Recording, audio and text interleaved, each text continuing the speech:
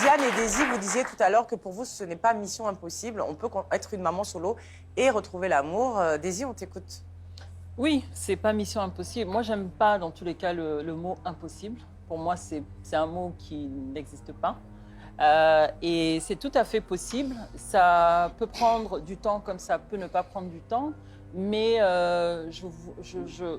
il faut, je pense, tout simplement trouver un partenaire qui va accepter finalement l'enfant ou les enfants que l'on a. Et nous, en tant que maman, on doit aussi pouvoir travailler sur nous pour être en mesure d'accepter aussi ce partenaire, de l'accepter tel qu'il est et de s'ouvrir finalement à de nouveaux horizons et se dire qu'on a aussi, on a aussi le droit d'être heureuse finalement et que le bonheur n'est pas seulement pour des femmes qui n'ont pas encore d'enfants, mais pour nous, mères solo, on a aussi droit au bonheur et on finira par trouver quelqu'un qui nous apportera ça.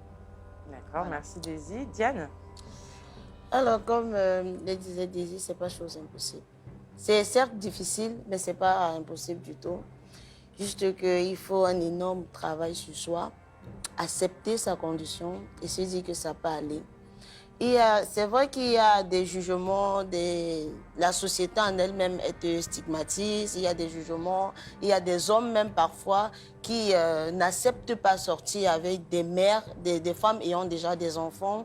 Il y a la famille qui te juge, il y a le plan sécuritaire. Est-ce que je vais confier mon enfant à un inconnu? Est-ce que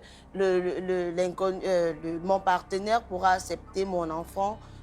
Pourra aimer mon enfant comme moi j'aime mon enfant. Il y a plein de problèmes tout autour, mais la maman solo doit être à mesure de transcender la chose et se dire oui, je suis maman solo, oui, ma priorité c'est mon enfant, mais ce sont mes enfants, mais je dois me refaire une vie. D'accord. Alors Marina, tout à l'heure, je le disais, vous êtes une maman solo et vous ne parvenez pas vous n'avez pas encore réussi à refaire votre vie. Pouvez-vous nous raconter un peu votre histoire? Mon histoire, j'ai eu un petit garçon qui a aujourd'hui 10 ans. D'accord.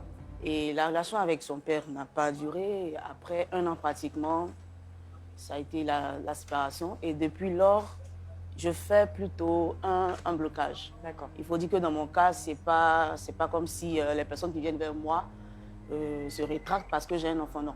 Dans mon cas, c'est plutôt moi qui fais le blocage parce que je me dis que la situation n'est plus la même. Je ne peux plus faire entrer n'importe qui dans ma vie. Donc, c'est vraiment pas facile. Ok, donc si je comprends bien, vous avez des critères, c'est ça? Et donc jusqu'à présent, vous avez rencontré encore personne qui coche toutes les cases? Non, je ne vais pas le dire comme ça. Il y a eu des rencontres Ouais. qui ont marché, qui n'ont pas marché, mais généralement, il y a eu des temps morts ces temps morts sont dus à ce que je viens de dire en fait. D'accord. Des temps morts où j'aurais pu être en couple si je n'avais pas ces critères. Ces critères-là. D'accord, d'accord. Donc pour distinguer du vrai du faux, pour vous, vous allez fréquenter la personne et à un moment donné, vous allez vous dire que cette personne-là ne correspond pas finalement aux critères parce qu'aujourd'hui, j'ai un enfant. Voilà. C'est ça? C'est un peu comme ça, d'accord. Mais est-ce que ça vous arrive quand même d'être attiré par un homme et de refuser ses avances? Oui, ça m'est déjà. Et comment vous vivez ça au quotidien? C'est pas facile, mais je me dis que moi, je suis une adulte. C'est plus facile pour moi de faire face à cet échec-là ou bien de surmonter peut-être cette petite douleur qui va se faire parce que je ne peux pas me mettre en couple. C'est encore mieux que de laisser entrer dans ma vie parce que je veux être heureuse ou bien je veux être à l'aise et demain me rendre compte que cette erreur-là a un impact négatif sur l'enfant. Là, je vais regretter deux fois plus. Le blocus vient du fait que tu veuilles préserver l'éducation ou les valeurs de ton enfant ou c'est une peur qui est enfuie qui est liée à ton passé ou ta relation antérieure? Non, pas liée au passé. Je veux préserver l'éducation que j'ai donnée à l'enfant. Je ne voudrais pas que quelqu'un vienne semer la zizanie. Et puis pour rejoindre madame tout à l'heure, comme elle a dit, il y a aussi cette peur-là on est dans un monde aujourd'hui où on voit beaucoup de choses. Il ne faudrait pas que ton enfant soit en danger avec quelqu'un que tu auras fait entrer dans sa vie. Ouais. Donc, il y a tout ça qui entre en ligne de compte. Ça fait que la sélection, elle est quand même un peu rude. Alors, en préparant l'émission, vous nous avez expliqué qu'à un moment, vous avez eu une relation et votre fils s'est attaché à cette personne-là. Oui. Malheureusement, vous êtes séparés. Comment votre fils a vécu cette situation? Il faut dire que mon fils, c'est quelqu'un qui s'attache beaucoup. C'est un petit garçon qui est un peu collant. Donc, la personne en question, c'est une personne que je connaissais bien avant qu'on se mette en couple. On avait déjà cette relation amicale, donc ça facilitait les choses. Et ça m'a plutôt fait baisser ma garde. Parce qu'il faut dire que je ne présente pas une partenaire comme ça à mon fils. Là, j'ai baissé la garde, ça s'est fait rapidement. L'enfant s'est tout de suite attaché. Malheureusement, la passion n'a pas duré. Et l'enfant qui s'est attaché au personnage, comme je peux le dire ainsi, demande après lui, parce qu'il a l'habitude de le voir. Il a l'habitude de petites rencontres, de petites sorties. Et là, on part à deux. Mais et tonton, et tonton, et tonton. Et c'est quand même difficile. Tu ne peux pas lui expliquer les choses telles qu'elles sont.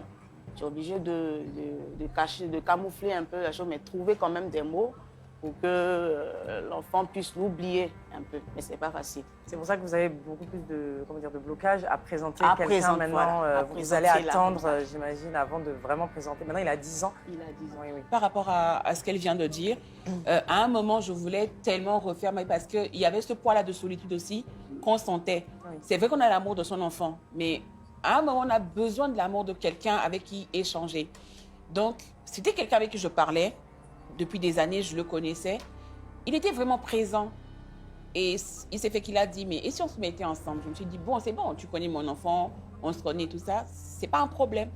Je l'ai laissé entrer dans ma vie. Il venait à la maison, il était comme à la maison, il venait à la maison, manger ensemble, on sortait ensemble et tout. Et du jour au lendemain, silence radio. Plus rien, pas de nouvelles, je l'appelle, verrouillé partout et tout. Et ma fille me demandait, mais il est où? Je lui dis, il a voyagé, il est allé loin, il ne reviendra plus. Et j'ai vu dans ses yeux, ces douleurs-là, où tu sens l'enfant se dit, oh, on m'a encore abandonné une fois de plus. Et c'est dès là que je me suis dit, c'est bon, ça suffit. C'est pas obligé d'avoir un homme dans ma vie. Voilà, ça vient pas. Je veux plus voir ça dans les yeux de ma fille, en tout cas, cette déception-là, parce que ça fait très mal. C'est un débat, chers amis, qui revient très récurremment. Je vais essayer d'apporter ma pensée, ce que je pense face à ces différentes interventions que je viens d'écouter, que nous venons d'écouter. Ce qui se passe, je pense, c'est que, à la réalité, c'est que lorsque on a déjà fait un enfant, ça c'est le cas des mamans solo, ce qu'on appelle encore les mères célibataires, à un moment donné, elles sont leur propre blocus. Oui. À un moment donné, les femmes célibataires, les mères célibataires se créent elles-mêmes des barrières qui, pour des raisons diverses, des raisons qui révèlent peut-être de l'éducation de l'enfant, elles n'aimeraient pas qu'un homme vienne gâcher ce qu'elle avait déjà enseigné à l'enfant. Ça, c'est un exemple. Voilà pourquoi on dit, lorsque vous avez des enfants, lorsque vous avez eu un enfant avec un père dont vous vous êtes séparés, vous recaser le plus tôt possible serait mieux. Parce qu'il faudrait que l'enfant grandisse connaissant tel ou tel comme papa ou tel comme maman. Maintenant, si en amour ça ne donne pas, ça veut dire que nous, vous, mères célibataires, vous n'avez pas su manager. Si en amour ça ne donne pas, ce n'est pas forcément parce que vous avez un enfant. C'est peut-être vous le problème. Le problème n'est pas forcément votre enfant. Être mère solo n'est pas une fatalité, mais c'est juste que certaines mamans solo ne savent pas manager. Certaines mamans solo pensent que l'homme qui entre dans leur vie doit pouvoir, je ne sais pas moi, si je dois dire ça ainsi, doit être obligé d'aimer son enfant. Il n'est pas obligé d'aimer votre enfant, mais il est obligé de l'accepter. C'est-à-dire que un homme qui va t'aborder, toi, mère solo, ne lui impose pas à aimer ton enfant.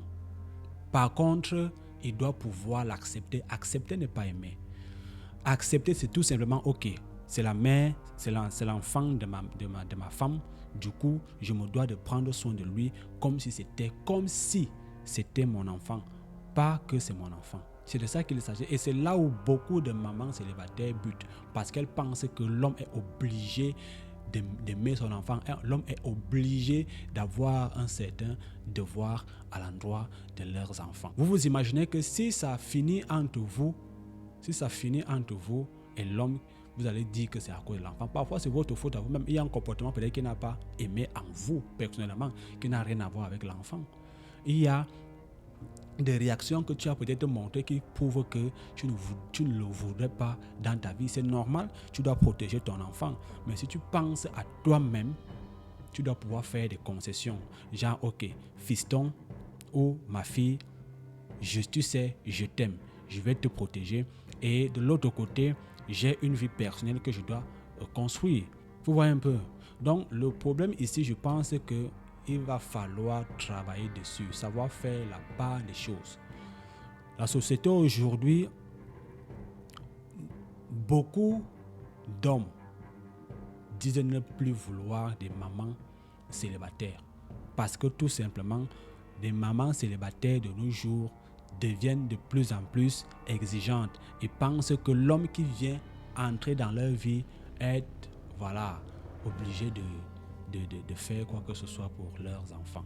Donc voilà, c'était ma contribution à cette petite vidéo. C'est vrai que je ne peux pas voir tous les petits contours qu'il faut pour traiter de la question des mères célibataires et autres, mais ce que je sais de ma petite expérience et de ce que je vois à côté, c'est que dans la plupart du temps, les mamans sont elles-mêmes leurs propres barrières. Les mamans elles-mêmes mettent les barrières afin que ça ne marche pas entre son nouveau partenaire et elle. C'est un sujet que je pense, je vais essayer de revenir là-dessus pour que nous essayions d'en discuter, pour que nous essayions de parler et de nous donner des enseignements et des solutions qu'il faille pour que dans la société d'aujourd'hui, qui semble devenue très stricte en matière en ce qui concerne les mères solo, pour que les gens essaient un peu de s'apaiser et de se comprendre, savoir que avoir un enfant déjà hors mariage n'est pas une fatalité et que on peut avoir un avenir radieux. Il y en a des exemples, il y en a plusieurs, des femmes qui sont parties avec des enfants en mariage et qui ont réussi et la famille grandit, vit dans l'harmonie et tout. Donc c'est un peu ça.